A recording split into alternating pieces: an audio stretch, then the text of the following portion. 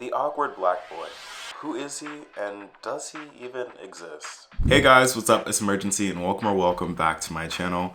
Today, we are going to be talking about the awkward black boy trope and whether or not this trope in media actually exists or not. Before we get started, if you are new to the channel, definitely hit that subscribe button and turn on post notifications so that you never miss when I post. Also, follow me on my socials here at Imurgency to just keep up with me if you care to. Alright, but let's get started. What exactly is the awkward black boy? The awkward black boy trope describes a black man who doesn't really subscribe to or partake in any of these stereotypical things that media or society deems to be like things that black men would be interested in or really involve themselves in, if that makes sense. And when you really look at TV shows, movies, or any form of media that has a black character, specifically a black male character, it's really interesting to see, especially more so, how there are different sort of roles that black men are really typecasted in. Another creator, Town of Twy, actually has a really good video doing sort of a deep dive into all of these different tropes. Definitely check out their video on it to get more of a nuanced take on that. But just to give a highlight summary, she basically breaks up the stereotypical tropes of black men in media as being either the magical Negro, the black man who basically shows up out of nowhere to basically help out the white protagonist and gives advice and then basically just like disappears after that without actually having a full character. Just talks about the thug trope where black men are basically these hyper-masculine thugs who basically are only in the plot to have like conflict or like show like the struggle. And then finally she touches on like the token black friend who really is just there to add some diversity to like a show. They basically show like, oh, this show is diverse and this white protagonist has like some friends of color. Does the protagonist really have any conversations really talking about or addressing or really fixing the token friend's problems? No. Oh wait, do they have any moments of like actual development for this token character outside of the scope of like the protagonist? No. Could the token character stand alone without the protagonist even being there? Also, no. Basically, you see how all these tropes are really problematic and don't actually show black people, and specifically black men, as full characters or even full people. And that is sort of where the awkward black boy trope and where the awkward black boy in general just sort of stems from. I discovered it as an attempt to actually humanize and actually bring those other character traits to fully develop black characters in media. When I think of like representation of like awkward black boys in media nowadays, I think of characters like Jamal from On My Block. Really any character that Donald Glover or Childish Gambino really plays, Lionel Higgins from Dear White People, and even I would go as far as to stretch it to Lawrence from Insecure. Specifically, Lawrence and Lionel are two interesting ones that I want to dig into a little bit later. And the main characteristics that I would group into like fitting like the awkward black boy trope are, for one, being awkward in like the traditional sense, going against like the stereotype of like black men always being like super cool, super suave, always knowing what to say, being the opposite of that. Showing like genuine insecurity, awkwardness, social anxiety, any form of like real character flaw that like any normal person would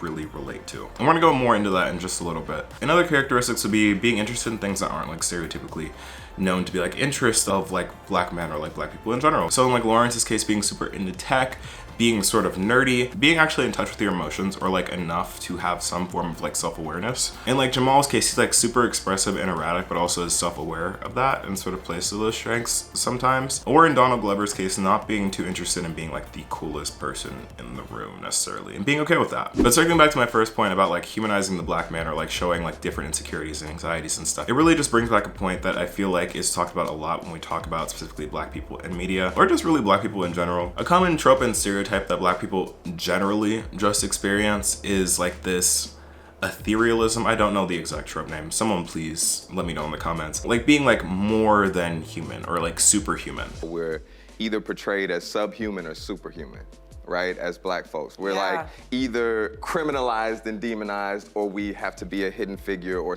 the first to do something in order for to earn the right for our story to be told. But it puts black people in a space where like they're not expected to actually show any emotion or any sort of pain, and they're just expected to be constantly resilient and cool, confident, not letting things affect them, and just generally being more than human. And I feel like that translates to black men and then also dark-skinned black women to like this hyper masculinization where black men are expected to be like more masculine than is actually possible. Like this constant fight to be like ultra masculine. And this translates directly into media with all those tropes that I was talking about before. Most of them just showing black men not really being in touch with themselves or their feelings or their interests outside of what is typically determined to be like a man, and then going a step above that. Like the traits you typically associate with being like masculine, like being confident, loud, strong, muscular, and also oddly resistant to pain are typical things that are stereotyped as being part of like the black male experience. And the awkward black boy trope directly goes against that, because all these characters and like real life people who are like awkward black boys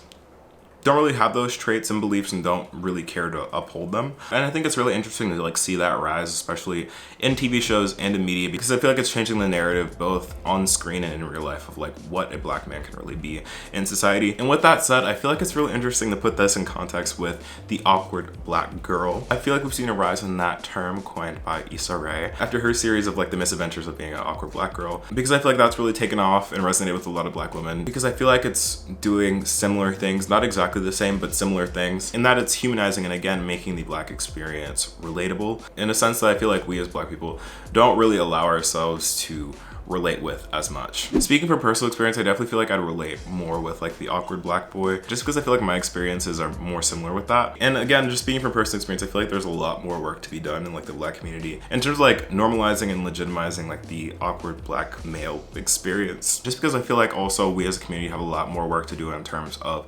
de-centering masculinity in like black culture and like having that be like something that we really value and hang on to. Like, I feel like you really see this when you look at like the comments on the Shade Room. Like all of the babies and the boosies of the world definitely do make up a large portion, or at least have like some of like the loudest voices in like the black community, and those voices aren't necessarily super accepting of black men who aren't super or hyper masculine or subscribe to like the traditional masculine ideals. And literally you can see this online anytime a black man really expresses that he's sort of like femininity or feminine traits, or is just like generally accepting or like a decent person. Like you can see this, by the way, at the internet, specifically the Shade Room comments dragged Dwayne Wade for supporting his daughter in her transition to be a woman. Like it wasn't even about him, it was about him expressing his support for his own daughter, and the internet dragged him for it because they thought of him as like less of a man for like supporting his child. And it seems like that really enforced the narrative that even internally there are certain ways that black people and black men should exist and be in society. And once again, I feel like the awkward black boy sort of strays away from that and breaks out of that just a little bit. And as a side note to that, I feel like it's really interesting to look at how this extends into like the queer space for like queer black people, because I feel like that also is a very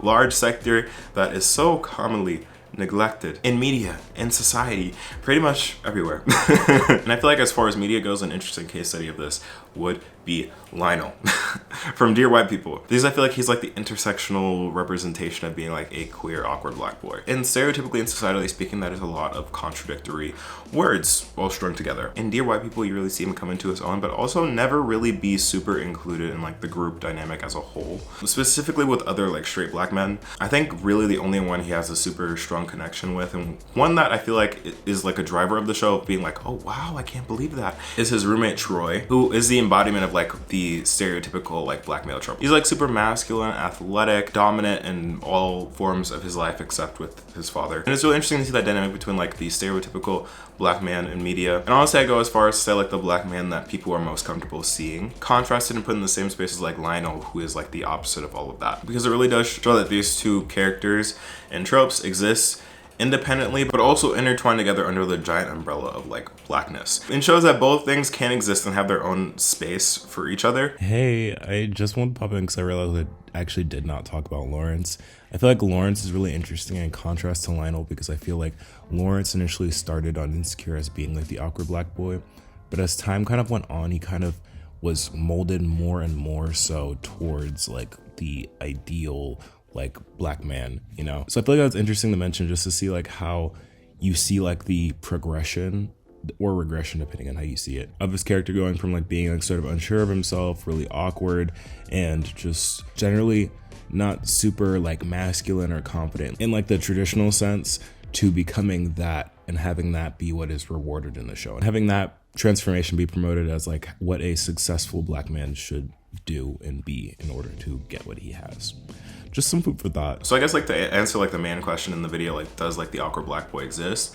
Technically yes, but also not in the same capacity as it probably should, or it's like really representative of like the population of like awkward black boys there are in real life to like in media. But personally, as a fan of all things representation in media, having more stories including and focused on like the awkward black boy or awkward black girls or just awkward black people in general, because I feel like that is super cool, and I feel like that those are stories that aren't told nearly enough as they should. In real life, I feel like there's like a lot of us and our stories aren't really being told enough. And even at that, I'm not saying like all media should be about awkward black people. I'm just saying that like the parts of like the awkward black boy and girl trope that are really good, that humanization piece and like really giving the character development and full-time scope and just showing like actual emotions and feelings for black characters can be translated to all realms of black people. Like I feel like we deserve to be more than one-dimensional side characters or even one-dimensional main characters. Let's get into that. But yeah, I think that's gonna do it for this video, y'all. Thank you so much for watching. This is my first like actual like commentary video. Just let me know what you think down in the comments below. Again, if you're new to the channel and want to see more content like this, make sure to subscribe and turn on post notifications so that you never miss when I post. We're on the road to 100K. If you enjoyed this video, let me know by leaving a like and make sure to follow me on all my socials here at Imurgency. But other than that, y'all, thank you so much for watching. I've been Imurgency, and I'll see you in the next video. Peace.